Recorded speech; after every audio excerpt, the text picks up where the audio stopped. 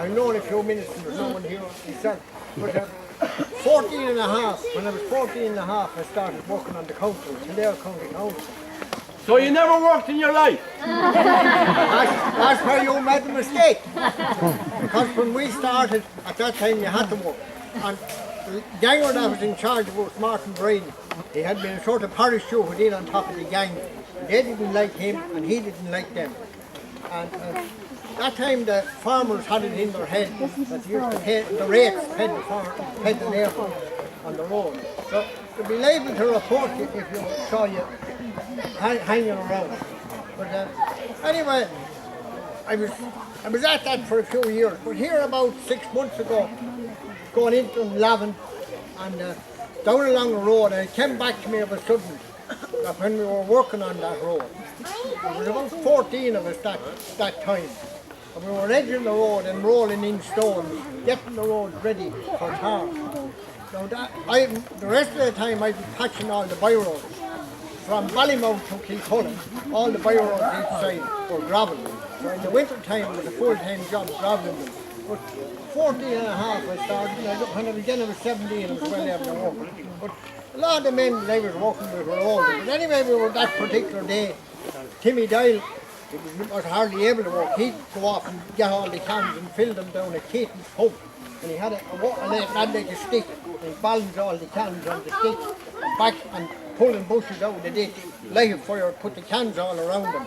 So we were like nomads, you know, we were moving along.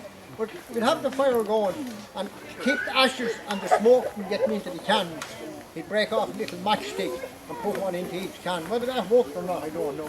But the tea would be that strong that it wouldn't matter, you wouldn't notice the smoke on it. But all sitting along there, I had my own horse and cart. And I have a bag of hay with me for the horse that my mother had filled earlier that morning, helping me out to walk. My father was dead, but I heeled out a bag of hay on the ground and the horse was eating away there. But it wasn't like Jarvie in Dublin. He had driving the horse. When he came to the Shelbourne, the Hindies fair in and he was waiting for him. So he got this nose bag. The nose bag was like a canvas bucket. He had wild oats and stuff there. He was going to give it to the horse. So he had the bag and he was pulling, the handle it went up over the horse's ears. So I was just pulling it up on the horse and you'll never do. You'll never do. And he looked over and there was a lad on the curb and he was sort of waddling the lad half through. What's wrong with you? He said to him. Or what are you going on about? You'll never do. You'll never get the horse into the bag. I had a bag of hay for my horse. We were all sitting along the side of the road and hooked him up the road and Paddy Murphy, the postman. Paddy the liar, they used to call him. Morris Park. Right, Murphy, what lies have you for us today? I don't tell lies. I began you told me such a horse was going to win yesterday and he didn't win. And a couple of minutes then, here's a mug of tea for you. With all they given out to Murphy still. And he gave that old mug a bit of a quick rinse, poured in the tea and handed to him. So any time anyone does that for you, you're always taking in your left hand. See? So now you're drinking off the other side of the mug. I'm not saying like that you have any objection to him. So Murphy was drinking away, got a couple of slugs over it. And then Morris says to him, "You guys are the same as myself. I see you're a kiddo." So then there was another of the lads on the job with his, and he was married about 6 months, and they were after having an increase in the family. At that time, like, there'd be a lot of talk about anyone that had to get married in a hurry or any rough job. But the boys were asking, "Honey, how is the wife getting on?" "Oh, she's a good old farm again now." And the young lad, "Oh yeah, he's all right over it." He didn't answer the question that wasn't asked, but he did answer it in his own way. He said he's an amateur, and we didn't know what he was saying for a while, but we got to saying it 2 or 3 times, and then we discovered that was premature, what he was talking about. But, we're working along there, and we did work, got hardship, winter and summer on the roads, but there was one man there with his Martin Brandon ganger. He wouldn't let us go home until 5 o'clock, and he was black dark at 4:30. We were on the road holding up traffic, and there was not much traffic that time. There was one man he used to let off a bit early, and that was Tom Caton. Tom Caton had only one eye, but decided even bought another one. But he was after being he had been in the British Army and he was with the Connacht Rangers. And he was out in India with the British Army when the rebellion took place here in 1916. And when they heard about the leaders being shot, the boys all down to it. It's about 30 of them out of the Connacht Rangers. The mutiny is another one. So the army rounded them up and they put them into a compound.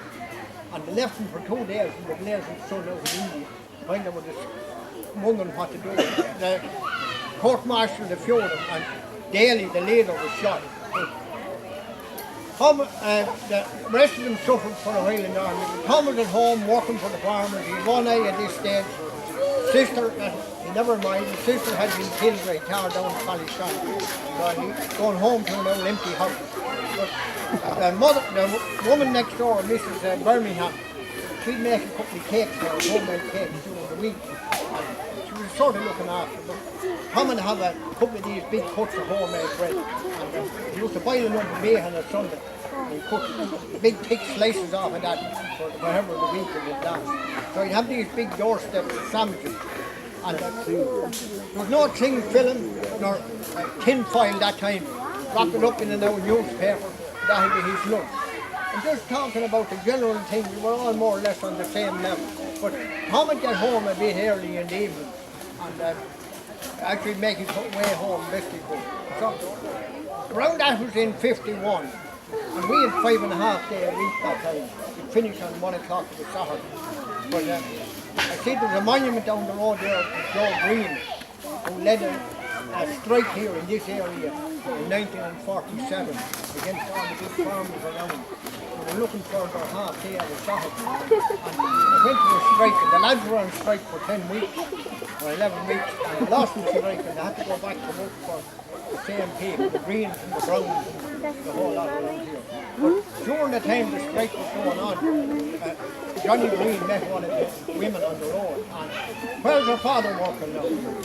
Oh, he's working in the mall board in a tie. Well, tell him to bring the cow in and graze her in the mall board as well. Because that time they allowed the farm labourers to have a cow graze on the farm, and they drill it today. But I was a lot younger. I was only 14, 17 at the time. These boys were all in their 60s and 70s. So I often think of them, the Lord have mercy on them. And now I have one poem, this will finish up now. And I dedicate it to all those men that worked hard in those days, whatever job it was. The song of the wage slave. He's talking to his maker because he knows he's going to meet him in a few days. So when the long day is over and the big boss gives me my pay, I hope that it won't be hellfire, as some of the parsons say. And I hope it won't be heaven, with some of the parsons I've met. All I want is just quiet, just to rest and forget. Look at my face tiled forward, look at my calloused hands. Master, I've done thy bidding, wrought in thy many lands. Wrought for the little master, big belly they'd be and rich. I've done thy desire for a daily hire, and I lie like a dog in a ditch. I have used the strength of his gift, thou knowest I did not shirk. 60 years of labour, thine be thy long day's work. And now, big master, I'm broken, and bent, and twisted, and starved. But I've held my job, and I know it, and I will not judge me hard. I know my sins are many, and often I've played the fool. Whiskey and cards and women, they made me the devil's tool. I was just like a child with money. I flung it away with a curse, feasting a falling parasite, or dusting, looting a harlot's purse. Then back to the woods with repentance, back to the mill and the wine. I, the worker of workers, everything in my line. Everything hard but head work. I'd no more brains than a kid. A brute with brute strength to labour, doing as I was bid. Living in camps with men folk, a lonely and loveless life. Never knew kiss and free heart, never cared for caress and work. A brute with brute strength to labour, and the words are far away. Yet I gladly have gone to the gallows for one little look of love. I with the strength of two men, savage and shy and wild, yet how I'd have treasured a woman and a sweet-born kiss of a child. When kissed I were in a note, and blaspheme and my ways be rude. But I lived my life as I found it, and I've done my best to be good.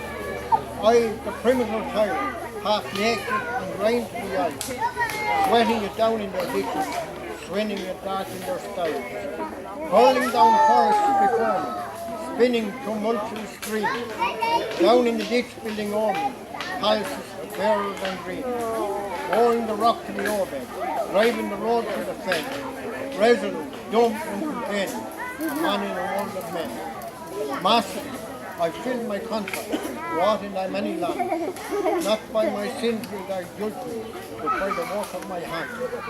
Master, I've done thy bidding, and the light is low in the west, and the long, long shift is over. Master, I've earned rest. Thank you.